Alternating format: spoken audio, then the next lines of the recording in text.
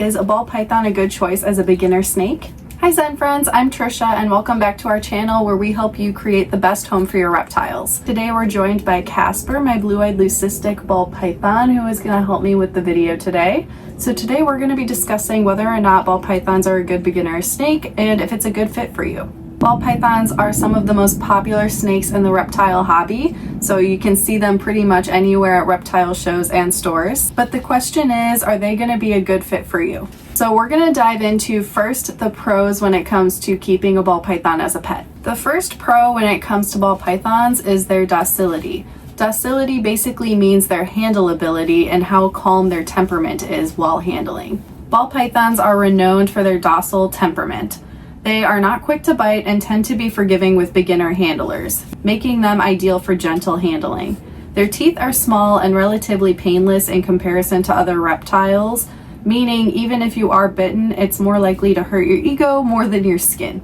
I myself have never been bitten by a ball python, which just goes to show that they commonly just don't bite. They are called the ball python typically because when they feel fearful of other people, they tend to just ball up in a ball to protect themselves rather than striking. It is possible that they may bite if they feel threatened, but typically it isn't normally their reaction, which makes them really good for beginners in that aspect because handle ability wise, people are more fearful that a snake might bite, and this type of snake just isn't usually commonly known to bite.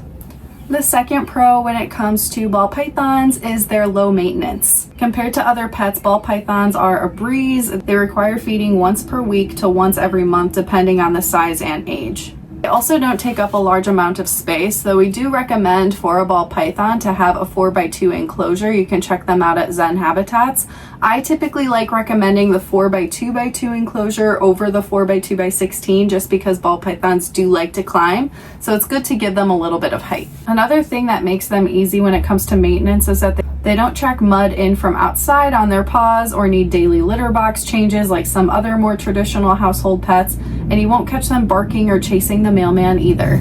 Snakes typically just like to be left alone, so you can handle around a couple times a week, but they're pretty low maintenance because they don't need much. You're just going to be feeding them one time per week, making sure they have water and everything they need, and then basically you could just leave them alone. An obvious pro about ball pythons is that they are visually stunning and very appealing to look at.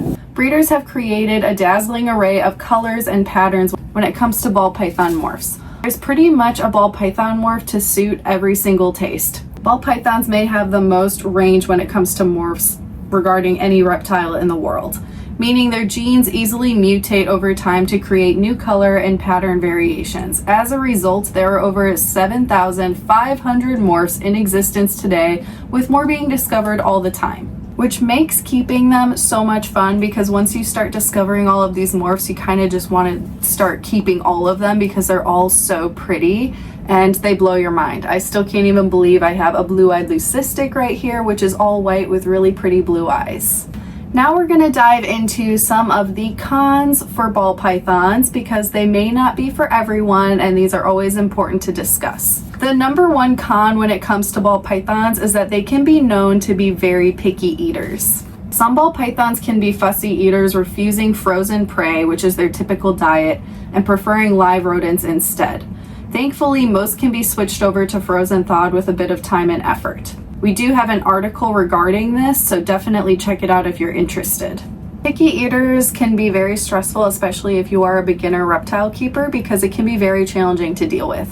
The second con is basically just health concerns when it comes to ball pythons. Ball pythons are susceptible to respiratory infections in their enclosure if humidity isn't properly controlled. There are also several morphs of ball python that can cause genetic defects like neurological issues. An example of this is the spider morph, or deformities like the super cinnamon. Thankfully, these morphs can be avoided by educating yourself on problematic morphs and steering clear of purchasing these animals when you're going to reptile shows or stores. So very similar to any other reptile that does require a high humidity, if you are not giving them the adequate environment, they can get sick.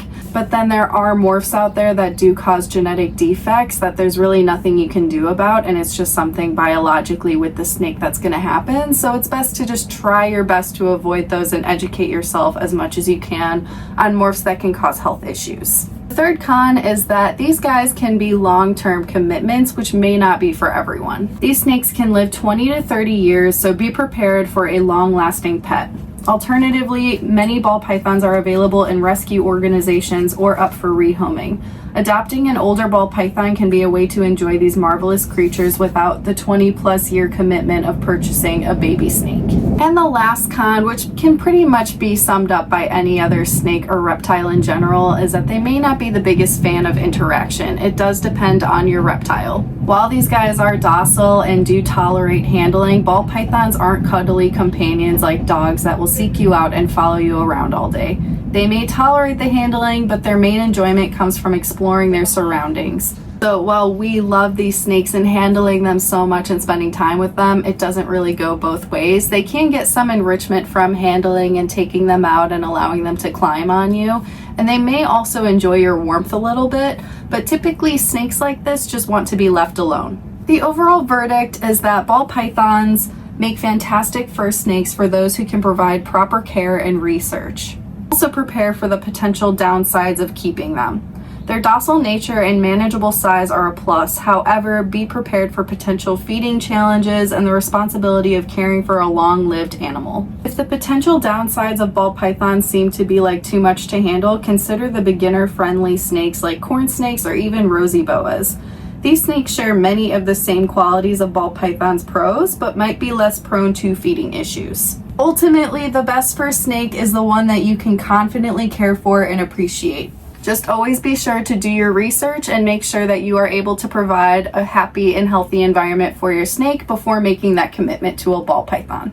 So let us know in the comments, are ball pythons a good choice for you? If you found this video helpful, please go ahead and give it a thumbs up and subscribe to our channel. That way you never miss a video. And if you're interested in more information regarding ball pythons, we have so many articles on the zenhabitats.com website that you can check out. Thanks for watching, and we will see you guys in the next video.